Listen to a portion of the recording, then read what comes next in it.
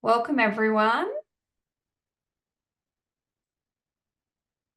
Okay, I can see a few attendees there. We might get started because I know we've got a lot to get through. But yes, we would just want to welcome everyone to our special Women's Health Week live event. We're thrilled to have you join us for what promises to be an insightful and empowering session. Before we get started, in the spirit of reconciliation, we'd like to acknowledge the traditional custodians of country throughout Australia and their connections to land, sea, and community. We pay our respects to elders past and present and extend that respect to all Aboriginal and Torres Strait Islander people joining today. For those that I haven't met, my name is Bree. I'm joining today from the lands of the Murrumarang people of the Yuin Nation. I'm also a mother of a child with a disability, a past participant of the Healthy Mothers, Healthy Families program and a program facilitator. And I'm very excited to be joined today by Professor Helen Bourke-Taylor. Thanks, Helen, for being here, especially after the windy, wild day you've had down in Victoria. I'm glad that you could make it with power. Yes. Helen is an occupational therapist with over 3 decades of experience working with children and families. Helen is also the creator of the Healthy Mothers, Healthy Families program, which is the world's longest running and most effective program for mothers of children with disability. So during this event, Helen is going to share her expertise on how mothers raising children with disability can prioritise their health and wellbeing. She'll offer some practical strategies and tips that can make a significant difference in your physical and mental health, as well as the overall happiness of your family. If you do have any questions, if you can use the Q&A box, which you should see down the bottom of your screen. If all else fails, feel free to write them in the chat as well. At the end of this event, if time permits, we will endeavour to answer those questions. So whether you're a mother facing these unique challenges or someone just interested in learning more about this important topic, hopefully this session is for you. We'll explore how even small steps can lead to meaningful improvements in your life and the lives of those you care for. So let's get started. So Helen, thank you so much for joining us tonight. I'm so grateful for your work and the Healthy Mothers, Healthy Families program. But I think firstly, I'd love to know what inspired you to focus your research on the health and wellbeing of mothers of children with disability. Yes, well, thank you, Bree. That's a really good question. I'd like to wish everyone a happy Women's Health Week to start with. And so my work with mothers really began as your little 22-year-old who goes out and works in pediatrics. And so that's where I sort of started my career. And I was always really interested in mothers and how amazing they were, picking up all of the techniques and the strategies and enjoying their child with them in sessions. So I worked for a long time in pediatrics in Victoria. I worked at the Children's Hospital here, and then I worked in Chicago for 7 years with children. So I had the opportunity then to contrast Australian mothers with the mothers in Chicago, and I noticed a real difference. And I put some of that difference down to things like that the school system was different there and that therapists were employed in the school system and they weren't in Victoria. And the Americans with Disabilities Act gave a lot more weight and legal power to families, for things like equivalency. So as an OT, I was really interested in those things. And then when I came back to Australia after some time, some research started to appear around the health of mothers, and it really made sense to me because there's so much to do with children who have additional care needs or take longer to learn certain skills or need adaptive equipment or need to communicate differently. So I then just decided to start my PhD looking at Victorian mothers, and so that sort of got the ball rolling. But I just always admired mothers, and I love working with mothers, and working with their children. So the one thing led to another, and then 19 years later, here we are with the program. Yes. Oh, that's awesome.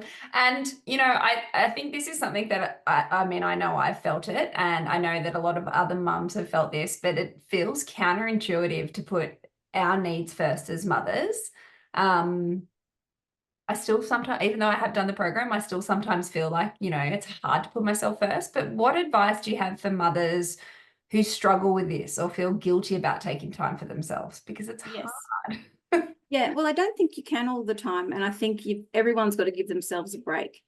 Because if you have a child with medical needs or who needs more protection than other children, then you actually do need to prioritise that child. But if we think about, members of the family, it's really good parenting to model self-care and model taking care of myself. And if we're in a family and everyone has time for leisure, everyone looks after themselves, and then everyone works hard at school or their job or housework, then it's a more even distribution, among family members. So I always say that guilt is sort of a wasted emotion in lots of ways because it eats up a lot of energy and causes a lot of distress.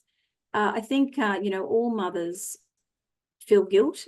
I don't think we can get out of that. We do need to prioritise children at times. But working a daily routine where there is time for you and you can protect that time for you, if it's 6 o'clock in the morning or, around lunchtime or before school pickup, just finding that time and protecting that time, bringing supportive people towards you who can help you keep that time for yourself is just part of looking after yourself. It's good modeling for your children. And yeah, I think that's probably, and in a nutshell, what I'd say. Yes. I love that you talked about that protected time for yourself, because that's something that I learned when I did the program. And that's why I guess for those that might be joining us tonight who are not familiar with Healthy Mothers, Healthy Families, can you tell us more about it and how it supports mothers of children with disability? Yes. Well, it began, so the Healthy Mothers, Healthy Families program started with research where I interviewed and surveyed over 150 mothers about their health, about the care requirements in their families, about what help they brought towards themselves in a professional sense or friends. And so then I ran it for about 5 years in a face-to-face format with a women's health general practitioner. So then we had, we'd have rooms of 30 mums, and we had a women's health GP talking to the mums about what to do for yourself in your 20s and your 30s and your 40s, what screens, what women needed to do at all different phases of their life. So I sort of had that angle of, well, I understand children with disabilities and what they need and what mothers are doing, because of course they share so many care responsibilities with the child as they're learning skills. So that sort of led to this idea of you bring experts into the room for mothers. So the Healthy Mothers, Healthy Families website has, information from a physiotherapist about women's physical activity. I learned from that physio that, one of the main barriers to physical activity for women is actually incontinence. And so, there are things women can do. We've got a dietitian in there, we have a counsellor in there, we've had psychology input, and we've had general practitioners who are also in the site, one in particular. So the idea is sort of to bring the expertise into the program and offer it as an online self-paced course. That's for mums that can't find the time to come to an online group, say that's run by Kindred, or a face-to-face group. So the program itself is set up so that we bring the best information to mothers. We also bring mothers together because mothers say they want to learn together and they want to work together, and it makes them feel validated. And we all just the word kindred and kinship, like we like to be among similar others. So we use all those elements to support mothers to find time for themselves, prioritise specific areas of their health. And it just seems to be, it's evolved over time with mothers' feedback about how to help themselves, because it's not a magic program. It's really bringing good information to mothers and helping them structure their time in such a way that they can achieve, changes in their health. So that's kind of it. It also has a coaching element where I've trained occupational therapists in paediatric practice to spend the first 10 minutes interacting with the mother about their health, their sleep, their physical activity, how's the family going, and then segueing back into their child. So it's sort of using any way that I can to get the message across to mothers that you can do it, that there are ways to structure your time and find help for yourself, that going to the GP is a very important point of call, point of service access. And I'd like to say that again today, for anyone with any health difference that you're experiencing, right from a skin spot to change, in a lump anywhere in your body, that follow up with the GP, don't put it off, and find someone who can assist you to get to that 20-minute visit. So if that's all you hear today from this webinar, please do that. Yes. Yeah. That's really great advice. It is Women's Health Week, but there are definitely some unique health issues that mothers of children with disability face. How does the program address these? Yes. So if I just take a couple of minutes to talk about the research, and for everyone listening, the research is about women in the past, and it's not a foregone conclusion, but that because this research concluded these results, that it'll happen for you. And one of the first things to say there is, because you come to things like this, you're more likely to become empowered to care for your own health and to maintain your own health.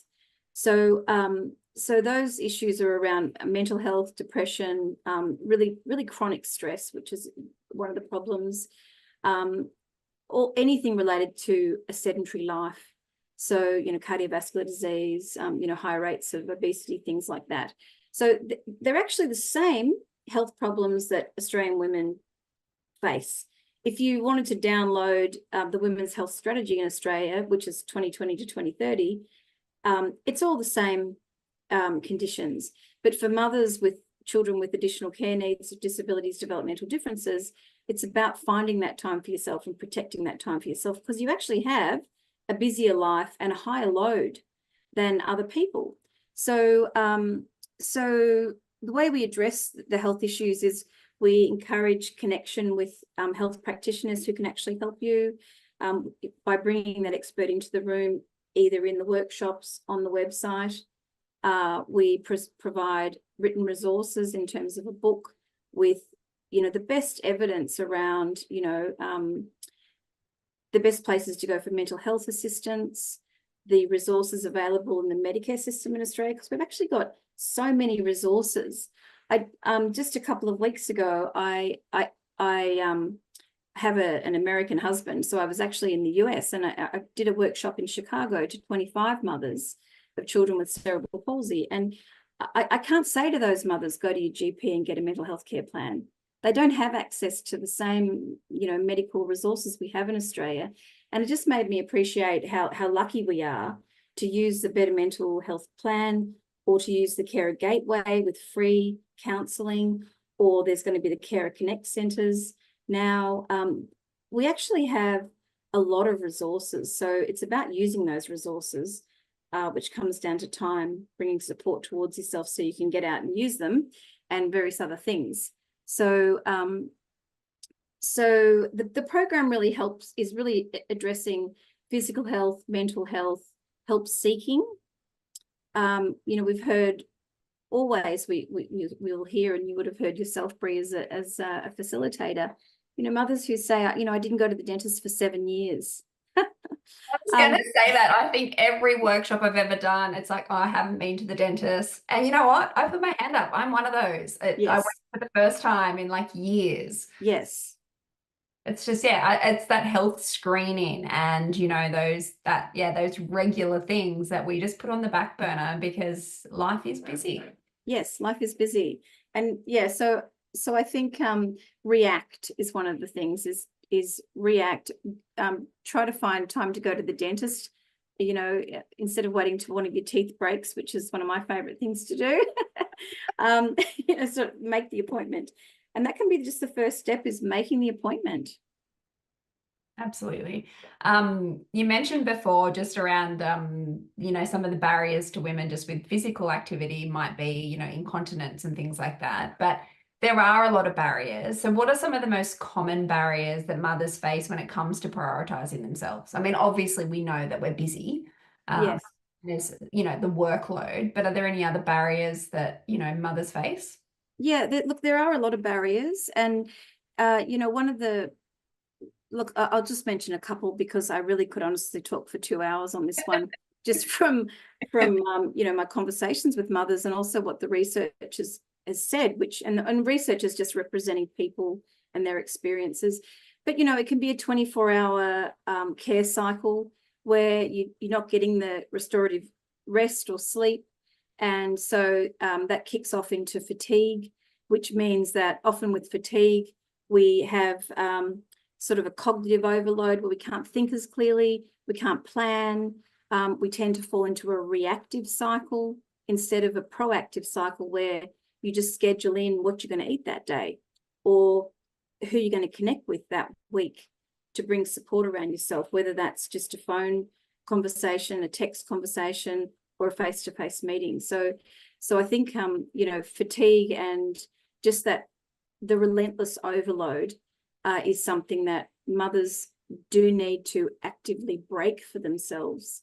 So breaking that by all the things in the program around bringing supportive people towards yourself because they can help alleviate and give you some time, whether that's getting a partner to come home early or some really supportive friend to do something with you. It's totally individualized, and mothers, any mother listening, you're the expert in your own situation. So it is about finding your own solutions that work for you and your family. But so the barriers also may be that the phase that you're in. You may have a really young child and you're still, they're still a very, very busy daily routine, but also you may be very early on in the journey of understanding your child's condition, the professionals who can help your child, interacting with professionals and working out who you will work with and who you really don't want to work with. It takes time to learn, how to set up your own barriers around unsupportive people or professionals that you feel harmed by in the way they've spoken to you or what they've told you.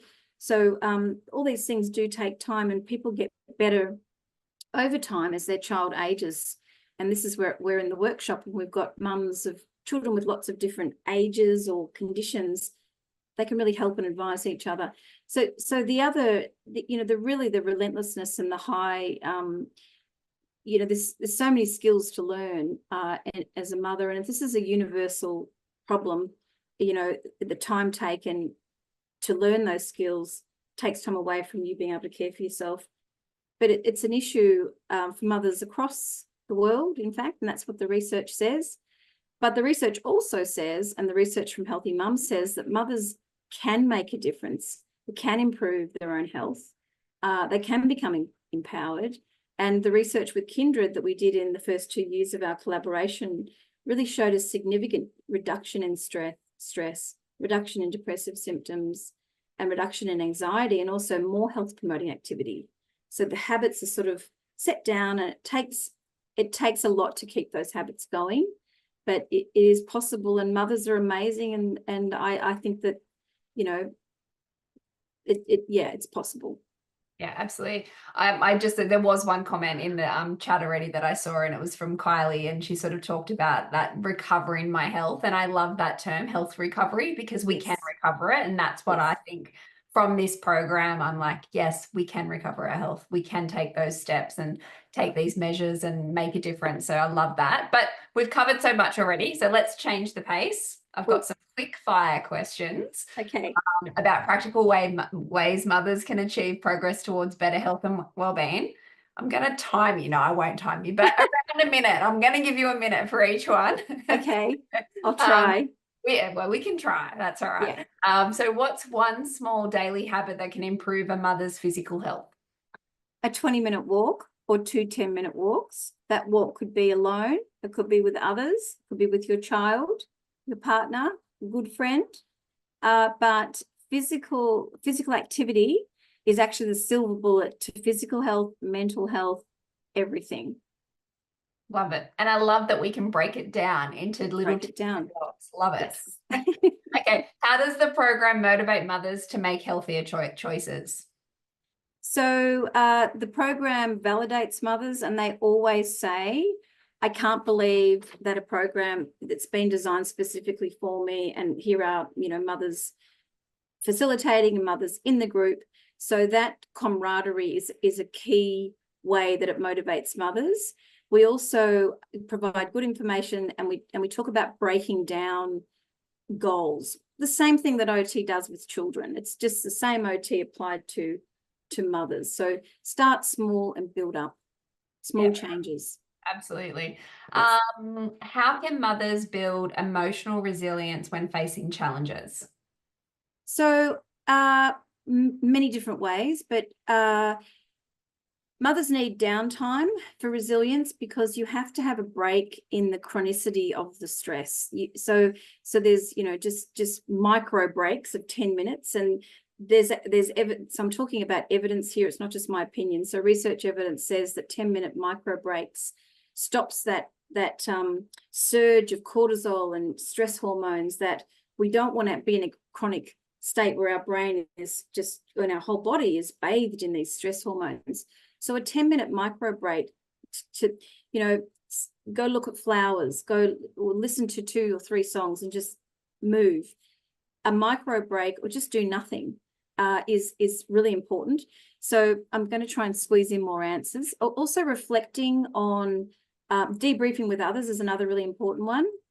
But reflecting on your success in situations as well. So building up emotional resistance to, acquire that wisdom of, what did I do right there? I'm going to do that again. But also, well, what went wrong there and how can I prevent it next time? So it's really, downtime, debriefing with others, and reflecting on success, giving yourself a pat on the back, a cheerleader on the shoulder. Yeah. Yeah. I feel like that's a bit long. I feel like that's almost answered my next question around, like, what's a practical coping strategy for mothers of children with disability? I feel like you just gave us a lot. Is there anything else you'd add? No, I think, I've got a whole lot of things here, but just practicing just that micro break in the pressure of your daily routine. Women overachieve in the productivity space. If I give you 10 minutes, Bree, and I say you can have 10 minutes, you're going to go, I'll unpack the dishwasher. So, it's actually take that break. And that's part of prioritizing yourself, is if you take that break and you create that space in your house, maybe someone else will unpack the dishwasher, which is a better distribution of work in the house. Maybe they won't. I don't know.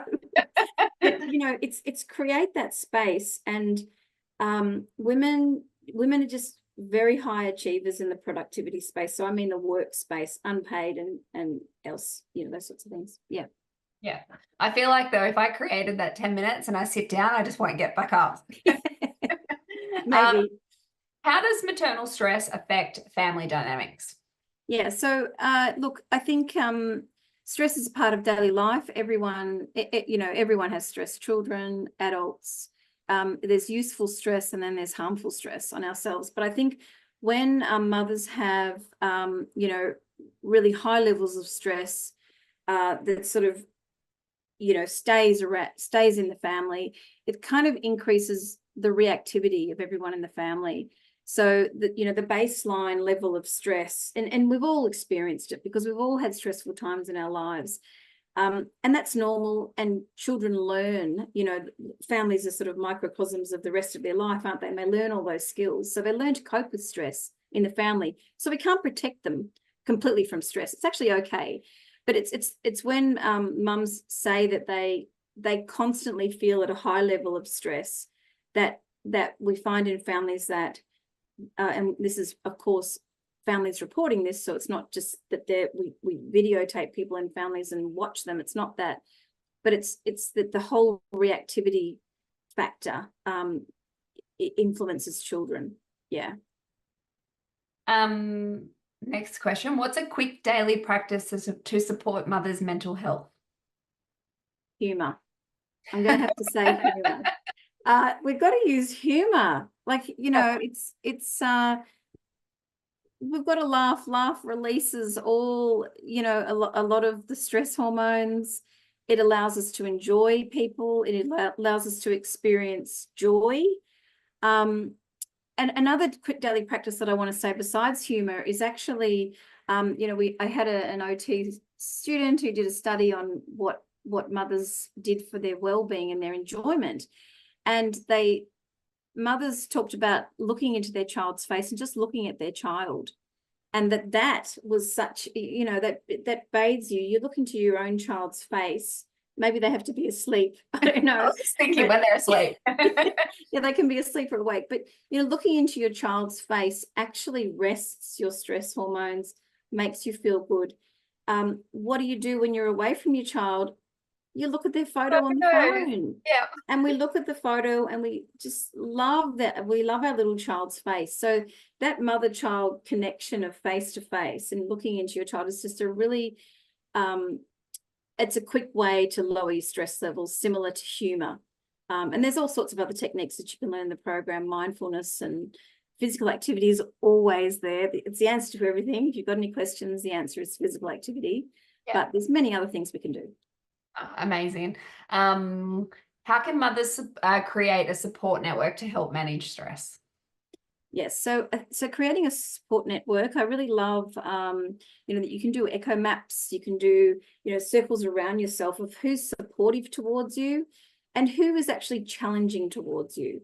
So, bring people towards you that make you feel good, that make you laugh, that, teach you things about life, and then you've got a shared understanding, shared experience with. So I think choosing your own support network is really important, but also just being really honest around who actually interferes with your well-being, because many of those people need to stay in our lives, but we can put boundaries around how much that impacts us. So that's important in building your own network. Yes. But I think women are very good at bringing a network of people around themselves. Absolutely. Yeah. Well, they're my quick fire questions. My last question, and I feel like some of these have been, there's some actually really nice things happening in the chat, and I'm going to read some of those out in a moment. But there's no doubt in my mind that the impact that Healthy Mothers, Healthy Families has had on me personally, and also from some of the mothers that I've supported through the program. Have you got any success stories from the program that have particularly inspired you? Well, I think one of the reasons that Healthy Mums is so long-standing is because I'm always inspired by mothers. I love reading comments when they do the program. There's just so many wonderful mothers that have come through the program, and mothers who still email me from when we ran it in 2013, who will randomly send me a video of their child playing the piano or a story they wrote about Donald Trump becoming president in Australia, and can we do anything to prevent it? Just really gorgeous things. So I think there's, it's women create this success for themselves. So the program, as I said, it's not magic. And I think if you break down success for women, they can do it. But I actually would like to turn that question back on you, Bree, because you've been a facilitator, and I, in the last session, a recent Zoom I had with you, I noticed a thumb splint, which started a story for you. So maybe I'm just giving my thumb a bit of a break. Yeah, let's over to you, and you can tell us. All right. I hurt my thumb playing touch football. But yes, I guess for me, when I did Healthy Mothers, Healthy Families, it was actually, I was with my daughter and I was like, there was something missing and I couldn't work out what it was. And I was watching her play touch football with all her friends, and it was such a big part of my life before I became a mother. So I hadn't played touch football in 10 years. And I'm very proud to say that I returned last summer for my first comp in 10 years, wearing my 10-year-old daughter's shoes, because she's the same size as me. But I think with Healthy Mothers, Healthy Families, I was able to do it. It didn't happen overnight. It took me a year. I had to sort of put my feelers out for a team to join, had to learn to run again. And that was a shock to the system. So thank God I had my chiro and my physio. I had to bring them on board to get me through that initial shock to my system. I used my naturopath and I had some anti-inflammatory support. I had to bring a support network around me, so I could be available on Wednesday nights to play touch football. My partner works away, so I had to bring in a support worker. And that took a bit of planning to find the right person. And I'm actually really proud to say I didn't miss a game. There was actually one game that I was going to have to miss because my son had an appointment and I changed his appointment. Yay. So that was my protected time slot. So Yes. I absolutely loved every minute of it. I made some really wonderful connections and I just played a winter mixed comp and my partner played with that. So yeah, it's very small steps to begin with, but yeah, I'm loving it and looking forward to the summer comp starting. So yeah, but it I did. love that. There was lots of things that had to come into place just to play touch football. Yeah, and it's over quite a protracted period, and it's to persist as well. So just the way that you persisted with that, but it also shows that health recovery as well, because the shock to the system of your body running. Oh, absolutely. But your body can do it. And we can recover our health, and all women recover their health because we actually have children. So not all women, all mothers, I should say. Yeah. Thanks, Bree. That's a great story. Love it. I hope your thumb's okay.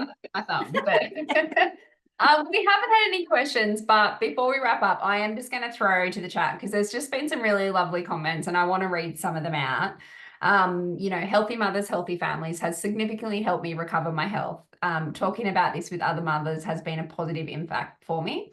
And I'm not going to read them all because there's quite a lot in the chat, but someone's written, I love the fact sheets. So there are fact sheets with each module on the program, and they're really useful. Print them out, pop them on next to your desk or wherever you're working if you need that sort of quick bits of information. Someone else has written, it was helpful completing the program with other mothers who are experiencing similar challenge, especially around self-care and our health. Another person talking about the wonderful resources that are available through the website. Natalie said she has regular catch-ups with mums that she met on this wonderful program, and it's so heartwarming chatting to other mums who understand.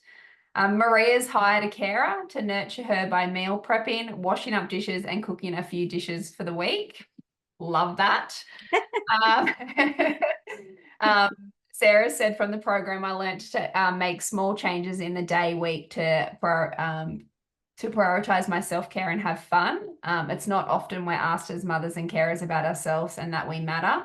So I was so grateful learning this. It was just remembering to take care of me. It was me allowing myself permission to heal, re-energize for the day, week ahead.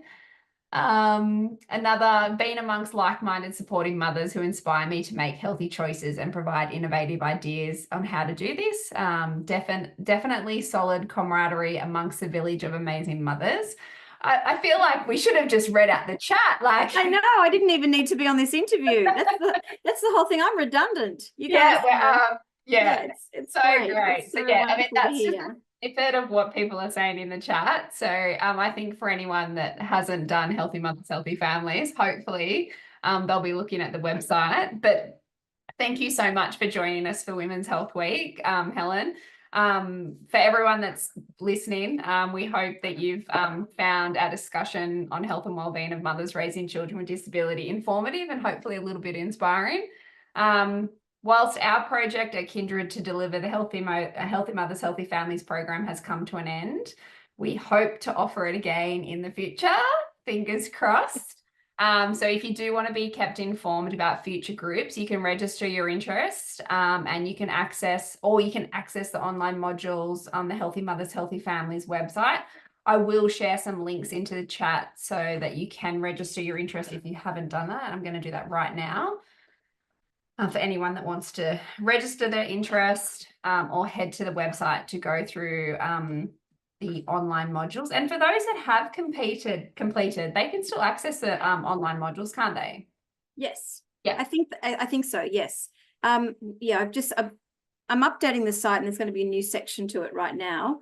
But yes, I want to say mothers are very important people and you're a very important person.